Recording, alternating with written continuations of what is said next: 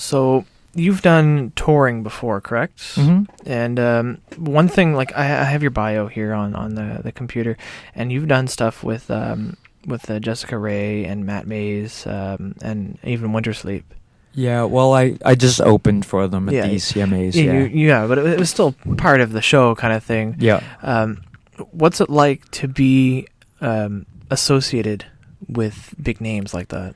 Well, I think when I was acting in Toronto, I got used to being around celebrities and kind of lost its mystique. And I think that's a good thing, though, because then when your career starts to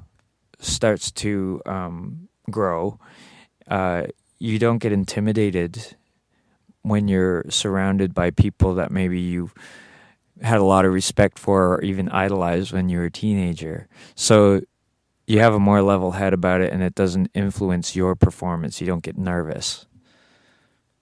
That's it's very good, because I mean, being nervous during a show definitely can have an effect on your performance. Yeah. So I think I'll let Patrick do his thing here, and then we'll take a little musical break after that. So take it away, Patrick. Merci, Dillon.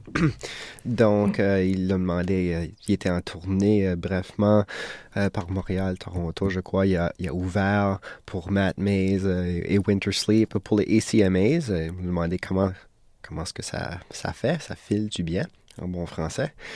Et puis il dit, c'est sûr qu'au commencement, tout le monde devient un peu nerveux, mais il dit il était habitué avec ça parce qu'il en avait fait un peu auparavant.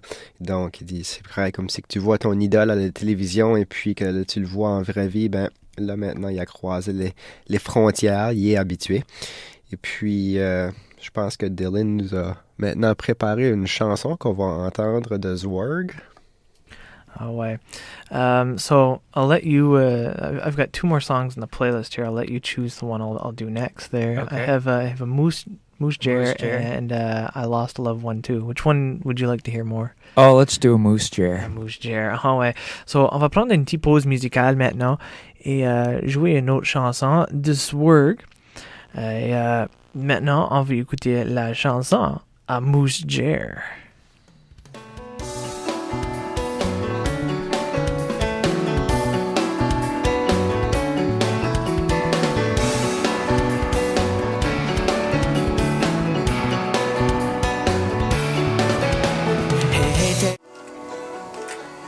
Swallow your Pringles, don't have Pringle breath. It's the, you hear the chits in the mouth there?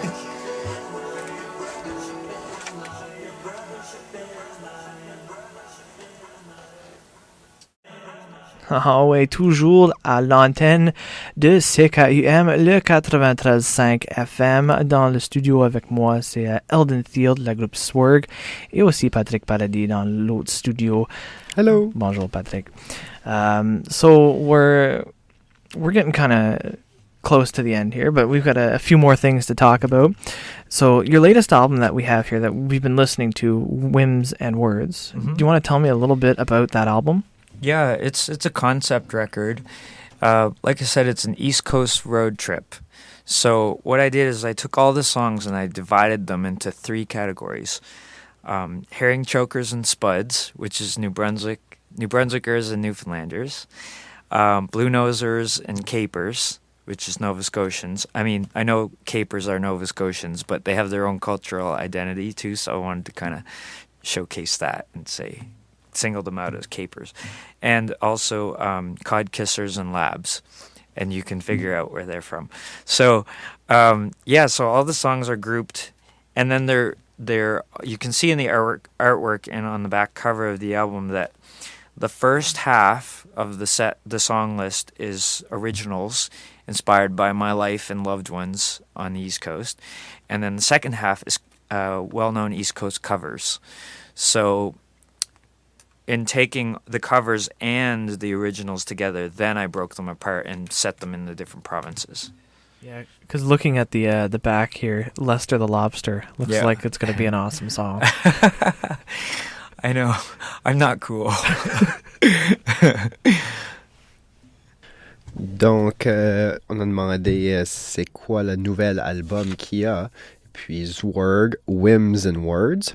Il nous décrit que c'est un album concept qui a été inspiré de la côte de l'Est, comme nous avons parlé tout à l'heure. Et puis, son album a été premièrement divisé en deux moitiés. La première moitié qui était des chansons originales qu'ils ont composées. Et puis, la deuxième moitié qui a été ce qu'on peut appeler des covers, si tu veux. Et puis, après avoir ces deux moitiés-là, on les a divisés en 3 catégories.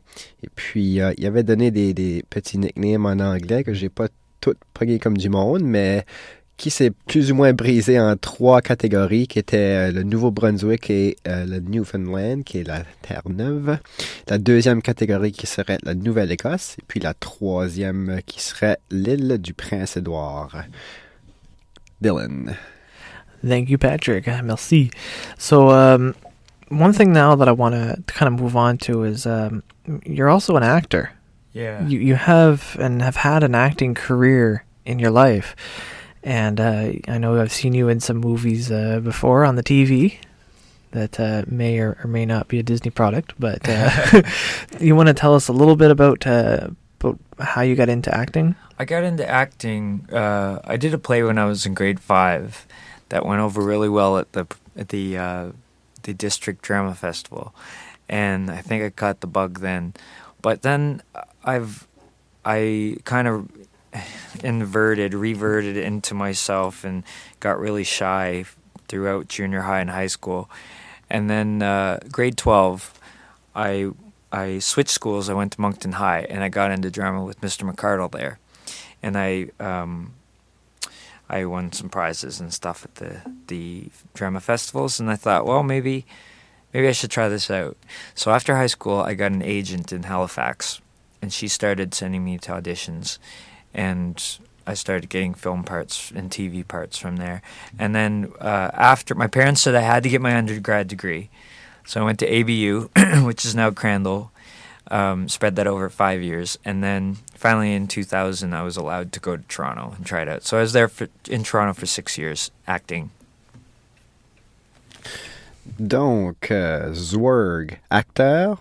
Bien sûr. Il a commencé en 5e année avec de l'art dramatique, puis c'est là ce qu'on pourrait dire qu'il a pogné le bug, qu'il a aimé ça, mais il dit qu'il est devenu complètement shy. Il parlait pas à personne, il était un peu timide jusqu'à la 12e année, ce qui est venu à Moncton High, l'école qu'il y a ici. Et puis, il a pris de l'art dramatique de nouveau. Et puis, il a aimé ça comme qu'il avait aimé auparavant. Ensuite, il s'est pogné un agent à Halifax. Mais ses parents ont dit, tu n'acteras pas avant que tu aies été étudié. Donc, il a été faire ses études. Et après ça, il a été à Toronto. Puis, il a poursuivi du actage pour au moins 6 ans.